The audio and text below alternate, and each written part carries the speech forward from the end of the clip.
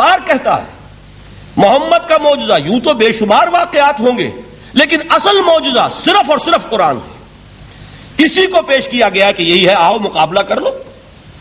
اصل میں معجزہ کہتے کسے؟ معجزہ کے معنی عاجز کر دینے والی شے۔ یوں تو اولیاء اللہ جو ہیں ہم ان کی کرامات کے قائل ہیں۔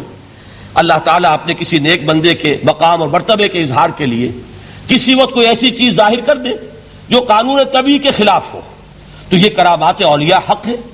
اور اس درجے کی جو ظاہر بات ہے کہ جب اولیاء کے لیے کرامات ہیں تو انبیاء کے لیے تو بہت ہوں گی۔ اصل معجزہ کسے کہتے ہیں؟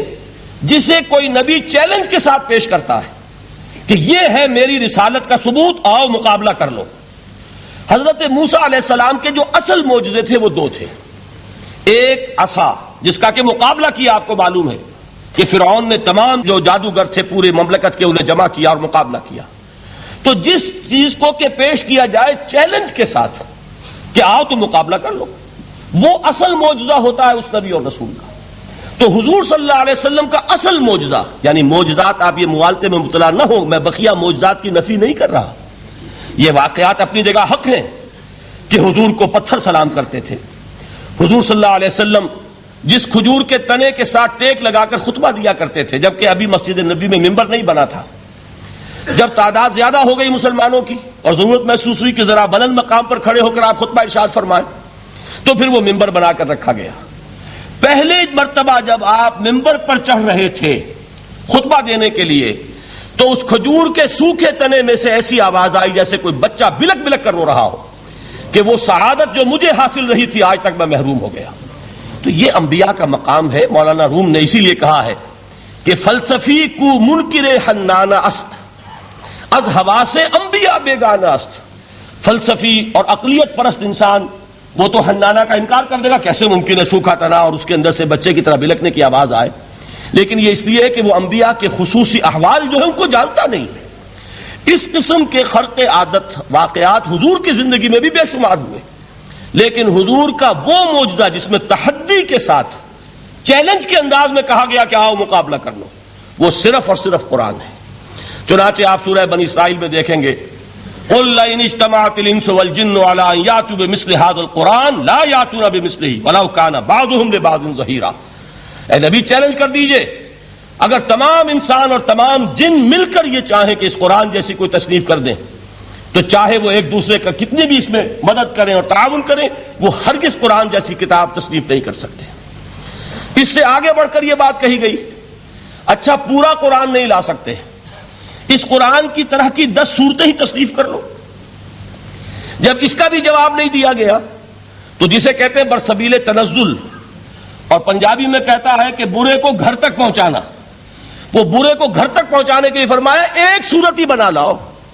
یہ سورہ ہود میں اور سورہ یونس میں یہ مضمون آیا، اور پھر سورہ بقرہ میں ہجرت کے بعد جو پہلی سورت نازل ہوئی اس میں پھر اس کو دہرا دیا گیا، وَإِن كُنتُمْ فِي رَيْبٍ مِّمَّا نَزَّلْنَا عَلَىٰ عَبْدِنَا فَأْتُوا بِسُورَةٍ مِّن مِّثْلِهِ وَادْعُوا شُهَدَاءَكُم مِّن دُونِ اللَّهِ إِن كُنتُمْ صَادِقِينَ۔ کہ اگر تمہیں کوئی شک ہے اس کتاب کے بارے میں جو ہم نے نازل فرمائی ہے، شک کیا ہوگا؟ شک اسی بات میں ہوگا کہ شاید یہ محمد کا اپنا کلام ہے صلی اللہ علیہ وسلم، یا کوئی اور انسان ہے جو انہیں سکھا پڑھا رہا ہے۔ اگر تمہیں اس نوعیت کا کوئی شک ہے تو اس جیسی ایک صورت بنا لاؤ، فَأْتُوا بِسُورَةٍ مِّن مِّثْلِهِ۔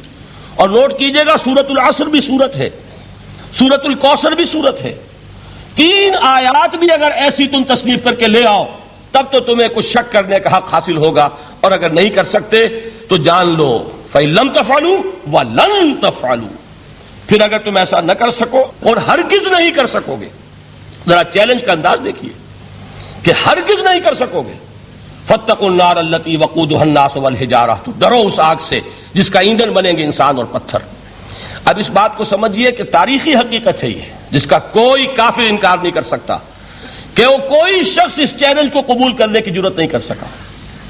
اگر جھوٹ موٹ کو بھی کوئی کھڑا ہو جاتا اور کہتا کہ ٹھیک ہے میں نے یہ ایک صورت بنائی ہے اور میرا دعویٰ یہ ہے کہ یہ قرآن جیسی ہے، تو ایک کنٹروورسی تو پیدا ہو جاتی نا۔ کچھ لوگ چاہے کہتے کہ نہیں یہ قرآن کے سطح کی نہیں ہے، لیکن یہ کہ اس کا دعویٰ تو ہو جاتا۔ لیکن تاریخ یہ بتا رہی ہے کہ سرے سے کسی شخص نے اس کی جرات نہیں کی، اس درجے وہ قرآن سے مرعوب ہوئے۔ تو حضور کا سب سے بڑا معجزہ جو آج تک زندہ ہے، اس کو ذہن میں رکھیے، میں نے جو حضرت موسیٰ حضرت عیسیٰ کے معجزات گنوائے ہیں وہ در حقیقت ان کی اپنی ذات کے ساتھ تھے۔ ید بیضا موسیٰ کے ساتھ تھا، عصا معجزہ اس وقت تھا جب موسیٰ کے ہاتھ میں تھا، اس کے بعد کئی سو برس تک وہ صندوق سکینہ جو ہے، تابوت سکینہ، اس میں وہ عصا رکھا رہا، لیکن اب وہ معجزہ نہیں تھا، وہ سوکھی لکڑی تھی، اس کے سوا کچھ نہیں۔ تو تمام انبیاء اور رسول کے معجزے ختم ہو گئے، وہ ان کی ذات کے ساتھ تھے۔ محمد الرسول اللہ کی رسالت دائمی ہے تا قیام قیامت، لہذا معجزہ بھی آپ کا دائمی ہے، وہ معجزہ آج بھی موجود ہے۔ البتہ میں ادھر ضرور توجہ دلاؤں گا کہ قرآن مجید کے اعجاز کے 3 پہلو ہیں۔ پہلا پہلو، اور زیادہ تر اسی کی طرف توجہ زیادہ ہوئی ہے، وہ ہے قرآن کی فصاحت، بلاغت، ادبیت، اس کی چاشنی۔ ظاہر بات ہے کہ اس کا شعور اور ادراک صرف عربوں کو ہو سکتا ہے، بلکہ میرے خیال میں ناراض نہ ہو اہل عرب تو آج کے عربوں کو بھی نہیں ہو سکتا۔ یہ اسی دور کے عرب، ان کی اپنی جو اس وقت کی زبان تھی، اس زبان میں فصحاء، بلغاء، شعراء، خطباء، ان کو اتنا ذوم تھا کہ وہ باقی پوری دنیا کو کہتے تھے یہ گونگے ہیں، بولنا ہمیں آتا ہے، خطیب ہم ہیں، شاعر ہم ہیں، خطبہ ہم دے سکتے ہیں، شعر ہم کہہ سکتے ہیں، باقی سب تو عجمی ہیں، گونگے ہیں، ان کے اندر نہ فصاحت ہے، نہ بلاغت ہے، نہ ان کے کلام میں چاشنی ہے، نہ اس کے اندر کوئی شکوہ ہے۔ یہ دعویٰ جنہیں تھا، جب ان کے منہ بند ہو گئے قرآن کو سننے کے بعد کہ اس کلام کا کوئی مقابلہ ممکن نہیں ہے، جو ان کے سبع معلقہ کے شعراء میں سے آخری شاعر وہ ایمان لے آئے، اس کے بعد جب ان سے کہا گیا کہ اب آپ شعر نہیں کہتے، حضرت عمر نے ایک مرتبہ ان سے سوال کیا کیا بات ہے، اب آپ نے شعر کہنے چھوڑ دیے؟ تو ان کا جواب یہ تھا، اب بعد القرآن، کیا اب قرآن کے بعد بھی اس کا امکان ہے کہ کوئی شخص اپنی فصاحت اور بلاغت کا کوئی اظہار کرنا چاہے؟ یہ تو فصاحت اور بلاغت کی ایک معراج ہے کہ جس تک کہ اب کسی انسان کی رسائی ممکن نہیں۔ تو فصاحت اور بلاغت جو ہے قرآن کی اور اس کی ادبیت، در حقیقت اس کا ادراک تو ہو سکتا ہے صرف اہل زبان کو۔ ہم لوگ جو ترجموں سے پڑھتے ہیں، چاہے کتنی ہی گرامر پڑھ لیں، کتنی صرف و نحو پڑھ لیں، واقعہ یہ ہے کہ وہ جو ایک ہوتا ہے نفس پر جب انگلی آتی ہے تو جو ایک آپ کو فیل ہوتی ہے، وہ فیل ہم جو عجمی لوگ ہیں جن کی مادری زبان عربی نہیں ہے، وہ قرآن مجید کی فصاحت اور بلاغت کو اس طور سے نہیں سمجھ سکتے جیسے کہ اہل زبان سمجھ سکتے ہیں، اور خاص طور پر جیسے کہ اس زمانے کے اہل زبان نے سمجھا۔ آج چونکہ عربی زبان ویسے تو جو اس کی فصیح لینگویج ہے وہ جوں کی توں اپنی اصل پر قائم ہے، اور وہ اسی قرآن کے طفیل اور قرآن کے صدقے قائم ہے، ورنہ دنیا میں کوئی دوسری زبان نہیں ہے کہ جو 1500 برس تک اتنی پیور رہ جائے، اس میں تبدیلی آتی ہے۔ خود اردو جو ہے 300 برس کی اردو، دکن کی اردو، ذرا اس کو کبھی پڑھیے تو آپ حیران ہوں گے کہ یہ اردو زبان ہے، اور آج کی اردو کوئی اور ہے۔ یہ صرف 200-250 برس کے اندر یہ انقلاب اردو میں ہو چکا ہے۔ عربی زبان 1500 برس سے وہ قائم ہے اپنے اسی جگہ پر، اور وہ صرف قرآن کا اعجاز اور قرآن کا صدقہ ہے، لیکن باقی جو اصل میں بولی جانے والی زبانیں ہیں وہ بہت بدل چکی ہیں۔ لہذا تمام اہل عرب کے لیے بھی اب قرآن کے اس پہلو کو صحیح طور پر سمجھنا ممکن نہیں ہے۔ قرآن کی جو اعجاز کے 2 پہلو ہیں، وہ ہے در حقیقت جو میری اور آپ کی توجہ کے خاص طور پر در حقیقت حقدار ہیں، اور ہمیں ان کی طرف توجہ کرنی چاہیے۔ بدقسمتی سے اس کی طرف عام طور پر علماء نے توجہ نہیں کی، اس کی صرف ادبیت ہی کا چرچا ہوتا ہے۔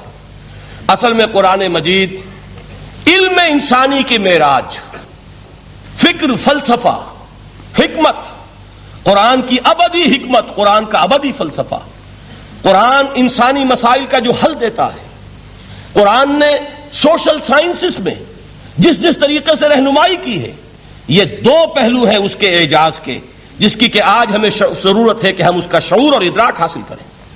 اس کے ضمن میں خاص طور پر علامہ اقبال کا نام لینا چاہتا ہوں۔ میرے نزدیک اس دور میں قرآن مجید کے اس اعجاز اور اس کے ایک معجزہ ہونے کے لیے سب سے بڑی دلیل علامہ اقبال کی شخصیت ہے۔ وجہ کیا ہے کہ علامہ اقبال علماء کے طبقے میں سے نہیں تھے۔ ظاہر بات ہے کہ جن کا پورا جو ہے جن کی زندگی گزرتی ہو قال اللہ و قال الرسول میں، ان کے دلوں میں عظمت قرآن کی، ان کے دلوں میں حضور کی محبت